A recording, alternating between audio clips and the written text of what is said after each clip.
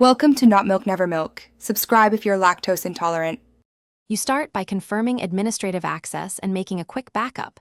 This protects data if boot tools change. Once done, insert Windows 10 Install Media or a recovery USB so you can reach advanced options. Make sure you note the current automatic repair prompt or error text. That helps later. Now reboot into the recovery environment. Force 3 failed boots or boot from the USB. Choose Repair Your Computer, then Troubleshoot. This gets you to the tools you need. You should open Command Prompt from Advanced Options. This gives direct control.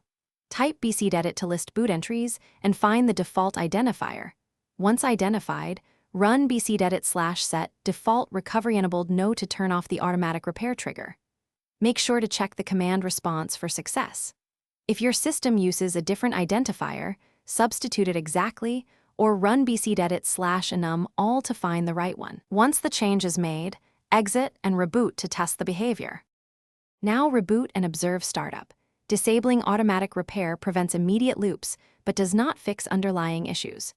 If the system still fails to boot, re-enable recovery with bcdedit/set default recovery enabled yes so you can run diagnostics. Make sure to run sfc/scano and dism/online/cleanupimage/restore health from an elevated prompt to repair corrupted files. If those tools fail, restore your backup. Run system restore or perform a clean install.